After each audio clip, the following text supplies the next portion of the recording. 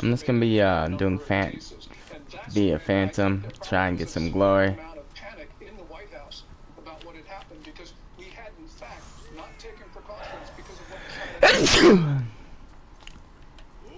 think that the many people in our country in the upper echelons who collaborated with China over the years would be nervous watching this because people are starting to figure out what exactly is happening to us. Gordon Chang, great to see you tonight. Thank you. Thank you, Tucker. Gaming in the 90s. You're not gonna believe it. I just finished the most incredible game of all time. Is it bad? It's super bad. Whoa. Well, come on, man. Let's see it. It's called Final Fantasy VII.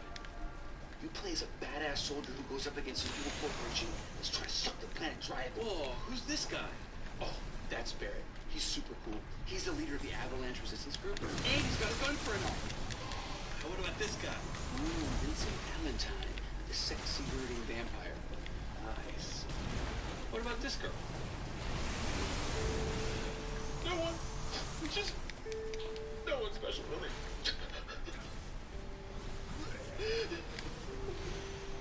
She does. What? No! Her? She totally is alive. Oh. The 90s! Oh man, this Final Fantasy III game is so tight. The story's epic, the steampunk aesthetic is killer, and there's a whole opera scene. Mm-hmm. Man, there's nothing like this on my Sega. Well, buddy, sorry to say, you're just playing out of luck. If you want the righteously radical RPG goodness that is Final Fantasy, you gotta go with Nintendo. They're a classic pairing, like peanut butter and jelly, Oreos and milk, Lunchables and Capri Suns. Yep, I think it's killer, and there's a whole opera scene. Just no one special, really.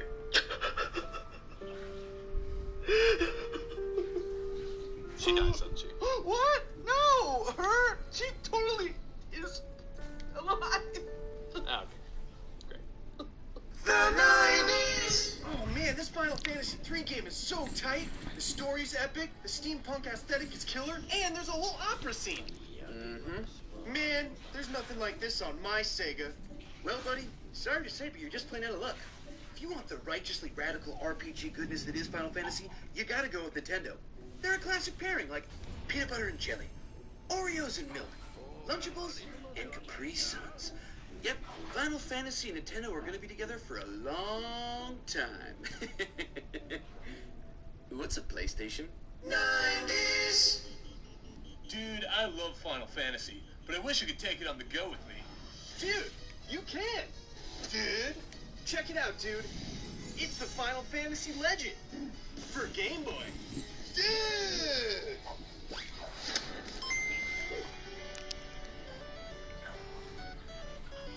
Nope. 90s! Oh, hey, bro, what's up?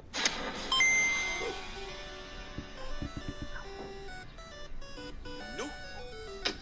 90s! Oh, hey, bro, what's up? Just wanted to bring back your copy of Final Fantasy VIII. Oh, so soon? That was fast. What'd you think of it? Honestly, dude, I didn't finish it. Why? Couldn't get into it. The story's really convoluted. It didn't really make any sense. Convoluted? What are you talking about? It makes perfect sense.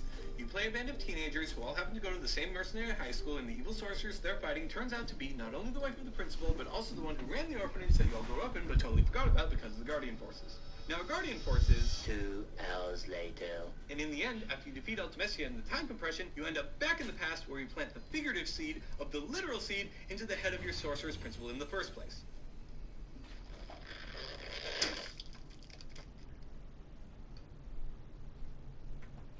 Gotta stop letting out this game. The 90s! Come on, man. Final Fantasy VII is obviously the best one. No, Final Fantasy III is the best. What? 7's got 3D graphics. Graphics, schmaffics. 3's got a better story, better music, a train you can suplex. 3's so old my grandma played it. 7's got real drama, cooler action, Tifa's boobs. Tifa's boobs look like squares. You look like squares. Guys, calm down. There's no reason to fight about this. Both games are unique and excel in their own ways. Besides, everybody knows that Final Fantasy Tactics is the best one.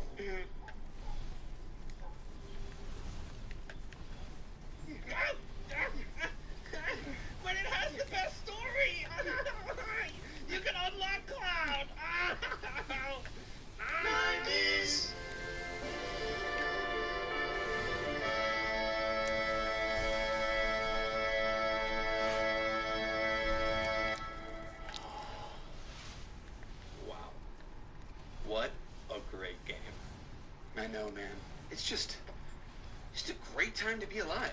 I know, right? Things have been so great since the Cold War ended. The economy's been growing at an unprecedented rate with no signs of stopping. New countries are joining the EU. All major nations are generally at peace. I mean, Russia's our friend now. That's crazy. Yeah, and the vice president is starting to look into that global warming thing so that'll finally get solved. Plus, it just seems like the old prejudices of the past regarding race and sexuality are finally starting to die out. Things keep up at this rate. Just imagine how great the world's going to be when we're adults. I know, right? We're gonna have it so easy.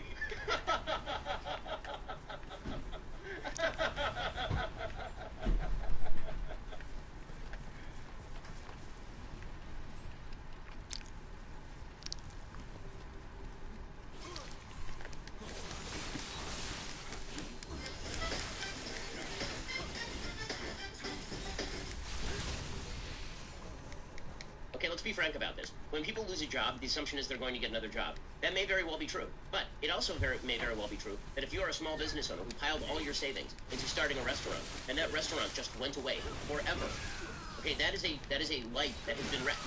If you are a person who had some savings, and now you've lost your job, and the stock market has been hit, and you're forced to liquidate your stock in order to pay your bills, and the government response ain't coming for months, that is a life that has been wrecked. And to pretend that quality of life doesn't matter, that the only thing that matters are these sorts of projections is wrong.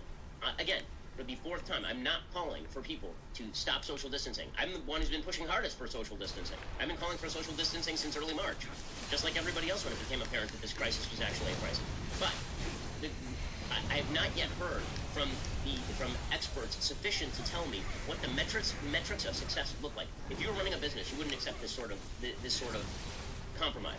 If you were running a business, you wouldn't accept people coming in and saying, we can forestall you hundreds of millions of dollars worth of savings. We say, how? And they say, we don't know. Right? We know that we'll save you some money in the short term, but we have no idea what that looks like 6 months from now. Also, we need you to shut down your business for the next 3 months. It's going to be very difficult for anyone to explain, based on this modeling that has been provided so far, what anything looks like. And you're hearing this from the people who are in the epidemiology fields, right? They're all speculating. You hear from some people this will be over by June 1st. You hear from some people this will be over by May 1st. And maybe this is me railing against the sky because nobody actually has the data. Maybe this is we just have to take our best guess and wing it. And again, I'm willing to do that for a set period of time. I am not willing to do that indefinitely. And I don't think anyone is willing to do that indefinitely. I do not think that anyone is willing to lock themselves in their house until June 1st based on models that do not even tell us what happens after August 1st. Again, the IMHE model can be completely right, and it still tells us nothing about what happens September 1, which I find that hard to believe, but it is true. Right? Where are the second wave models? Maybe, again, we don't have information about what happens after that. What happens when there is no herd immunity and there is no vaccine? There's just not enough information out there, which is why every day looking for a vaccine becomes more and more vital. Because bottom line is, without any sort of mitigating effects, without any sort of drugs that can mitigate the effects of this, without a buildup in ICU capacity or ventilator capacity, what exactly are we gaining here?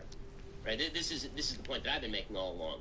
All we are doing is buying time for you not to get the virus. We are not buying time for you to never get the virus. We are buying time for you to not get the virus. So the question is, what happens on the other side when you do get the virus?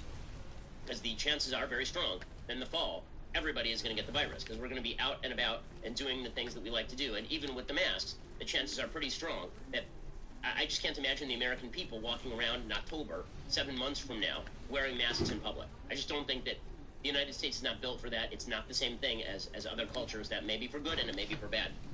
And I'm not the only person asking this question. The Washington Post has a piece today that says, experts and Trump's advisors doubt White House's 240,000 coronavirus deaths estimate, according to William Wan, Josh Dowsey, Ashley Parker, and Joel Achenbach. Leading disease forecasters whose research the White House used to conclude 100,000 to 240,000 people will die nationwide from the coronavirus were mystified when they saw the administration's projection this week.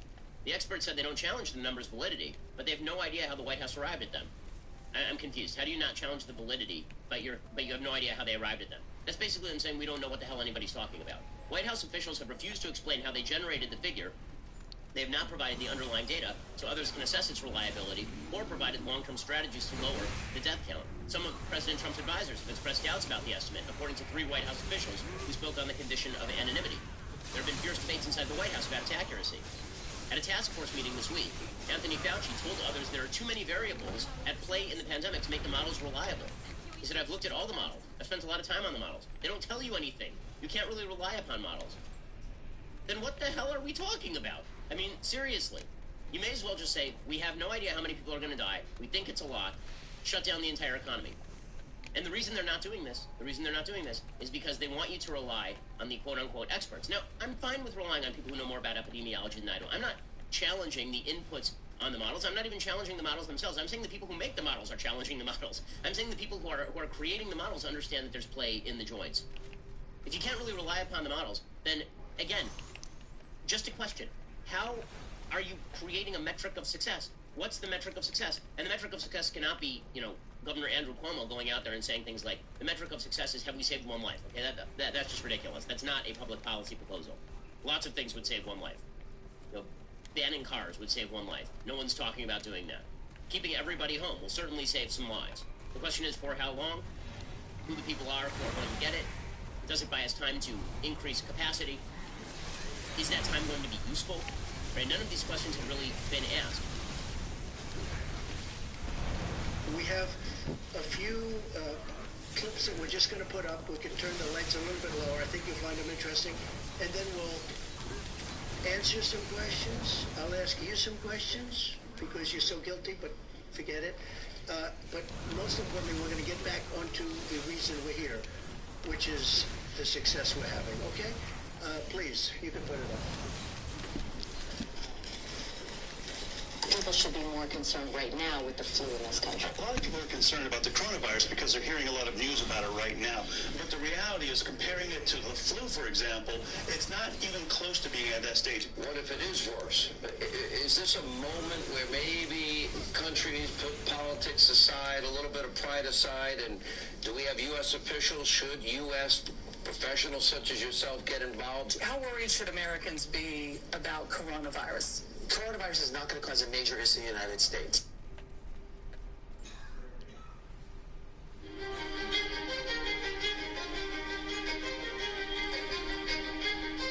Well, we've asked them to accelerate whatever they're doing in terms of a vaccine.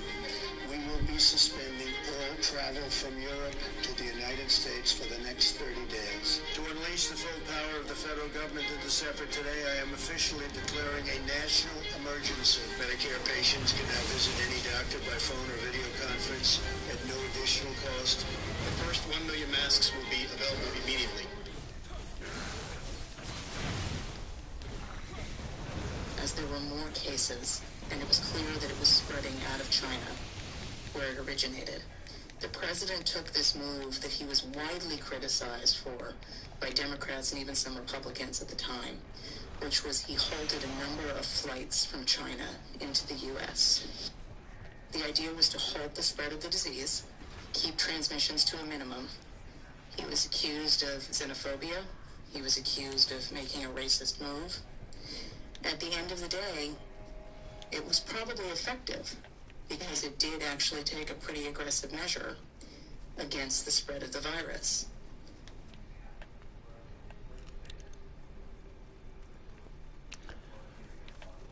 His team is on it. They've been responsive late at night, early in the morning, and they've thus far been doing everything that they can do, and I want to say thank you, and I want to say that I appreciate it. He returns calls. He reaches out. He's been proactive. We got that Mercy ship down here in Los Angeles. That was directly because he sent it down here. 2,000 medical units came to the state of California, these FMS, these field medical stations, and that's been very, very helpful. The president has been outstanding through all this. The vice president's been outstanding. Members of the coronavirus task force, very responsive. We had asked if we could have, New Jersey could have access to a piece of the beds that are on the USNS Comfort, and the president came back, called me a short few minutes before I walked in here to say indeed they would grant that to New Jersey. So that's a big step for us in addition to all the other capacity. That news is literally hot off the press. And I thank the president and vice president who are on the call together. President Trump approved Arizona's request for a presidential major disaster declaration. I want to thank the president for a quick turnaround. We requested this on a Wednesday, and we had approval by Saturday morning. And we are grateful to the administration for their continued support and responsiveness. Well, first of all, I want to thank the president, the vice president, for doing a really good job of communicating with all the governors. So we could give you hundreds of clips like that from governors, including Democratic, or Democrat as I call them, governors, which is actually the correct term. We could give you hundreds of clips just like that. We have them.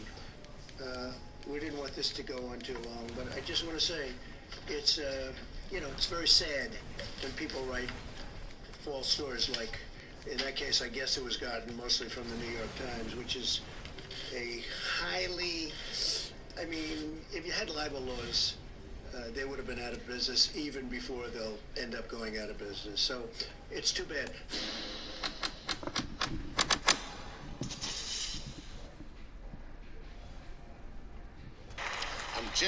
Hi, everybody. Let me start by saying the obvious. These aren't normal times. As we all manage our way through a pandemic unlike anything we've seen in a century, Michelle and I hope that you and your families are safe and well. If you've lost somebody to this virus, or if someone in your life is sick, or if you're one of the millions suffering economic hardship, please know that you're in our prayers. Please know that you're not alone. Because now's the time for all of us to help where we can, to be there for each other, as neighbors, as co-workers, and as fellow citizens. In fact, over the past weeks, we've seen plenty of examples of the kind of courage, kindness, and selflessness that we're going to need to get through one of the most difficult times in our history. Michelle and I have been amazed at the incredible bravery of our medical professionals who are putting their lives on the line to save others. The public servants and health officials battling this disease. The workers taking risks every day to keep our economy running. And everyone who's making their own sacrifice at home with their families, all for the greater good. If there's one thing we've learned as a country in moments of great crisis, it's that the spirit of looking out for one another can't be restricted to our homes, our workplaces, our neighborhoods, our houses of worship. It also has to be reflected in our national life. The kind of leadership that's guided by knowledge and experience, honesty and humility, empathy and grace. That kind of leadership doesn't just belong in our state capitals and mayor's offices. It belongs in the White House. That's why I'm so proud to endorse Joe Biden for President of the United States. Choosing Joe to be my vice president was one of the best decisions I ever made, and he became a close friend. And I believe Joe has all the qualities we need in a president right now. He's someone whose own life has taught him how to persevere, how to bounce back when you've been knocked down. When Joe talks with parents who've lost their jobs, we hear the son of a man who once knew the pain of having to tell his children that he lost his. When Joe talks about opportunity for our kids, we hear the young father who took the train home each night so he could tuck his children into bed. And we hear the influence of Joe, a lifelong teacher. When Joe talks to families who lost a hero, we hear another parent of American veteran. Somebody whose fate is regardless of his skills. All his trials, he's never once forgotten the values, moral fiber, parents, and that's what it is. What steals his faith in God, in America, and in all of us. That steel made him an incredible partner when I needed one the most. Joe was there as we rebuilt from the Great Recession and rescued the American auto industry. He was the one asking what every policy would do for the middle class, and everyone's striving to get into the middle class. That's why I asked him to implement the Recovery Act, which saved millions of jobs and got people back on their feet. Because Joe gets stuff done. Joe helped me manage H1N1 and prevent the Ebola epidemic from becoming the type of pandemic we're seeing now. He helped me restore America's standing and leadership in the world on the other threats of our time, like nuclear proliferation and climate change. Joe has the character and the experience to guide us through one of our darkest times and heal us through a long recovery. And I know he'll surround himself with good people. Experts, scientists, military officials We'll be right back. who actually know how to run the government and care about doing a good job running the government and know how to work with our allies and who will always put American people's interests. Now, Joe will be a better candidate for having run the gauntlet of Congress and offices alongside one another.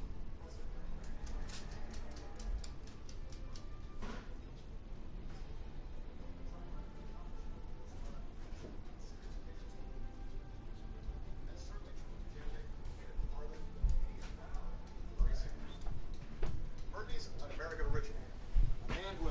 his life to giving voice to working people's hopes, dreams, and frustrations.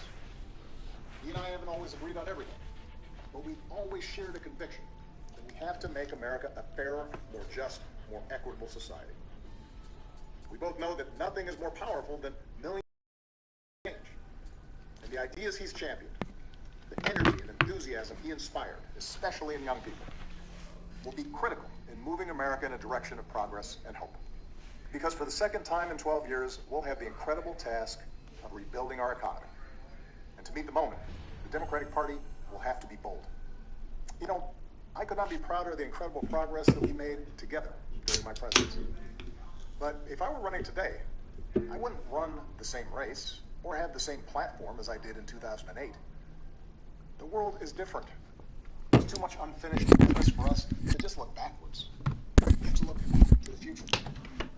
Bernie understands that, and Joe understands that. It's one of the reasons that Joe already has what is the most progressive platform of any major party nominee in history.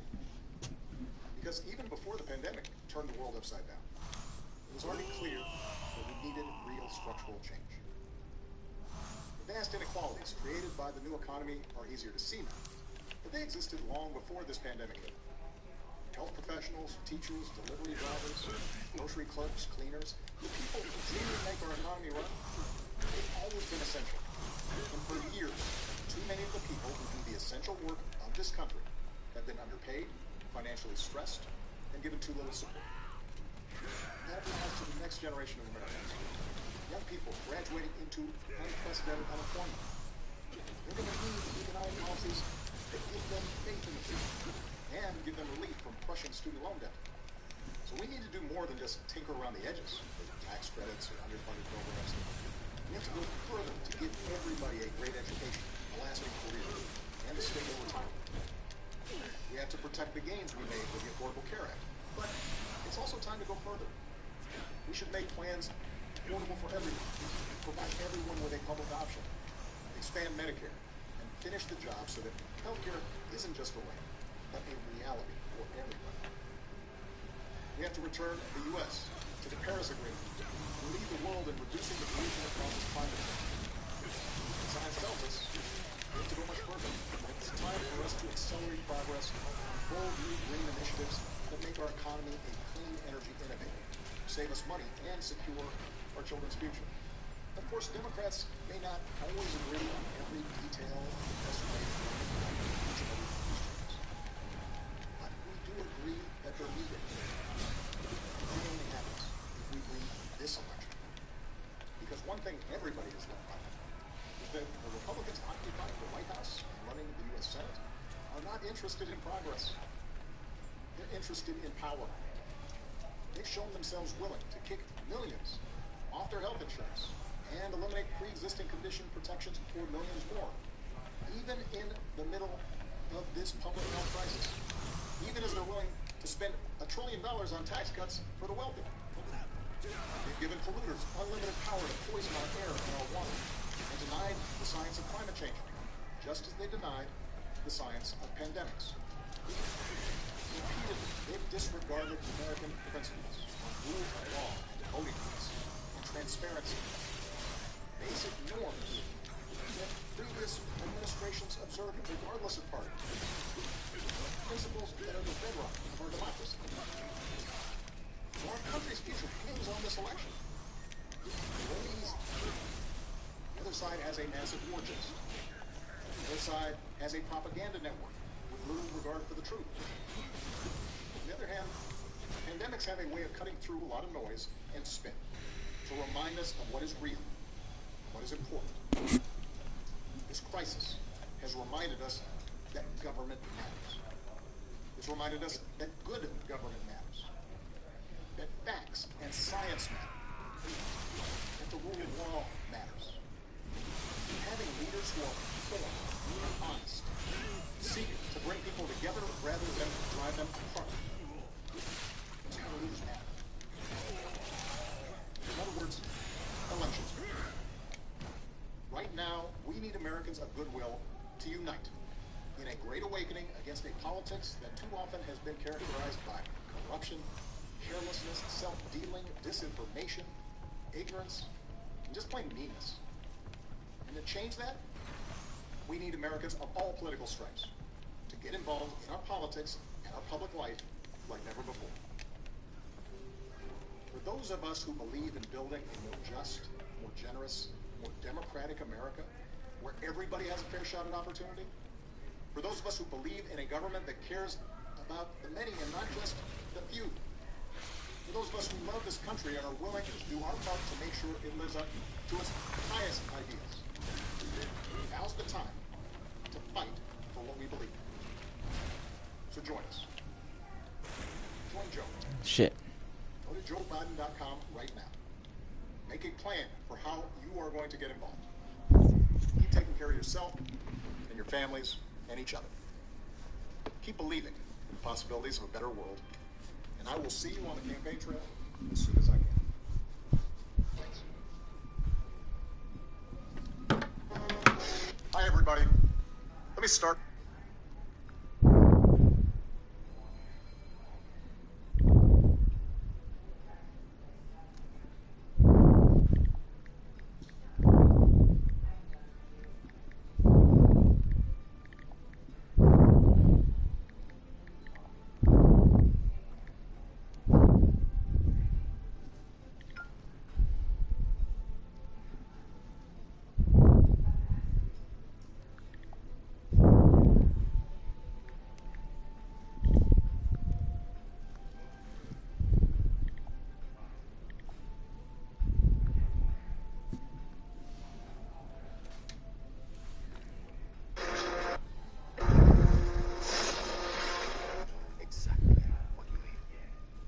This is my daughter, Millennium Falcon.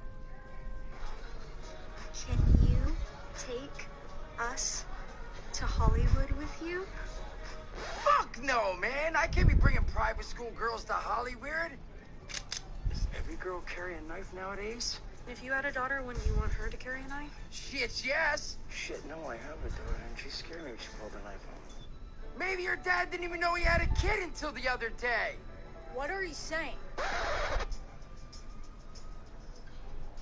So now what do we do? Okay, I've hung out in front of this store almost my whole life. My advice, don't do that.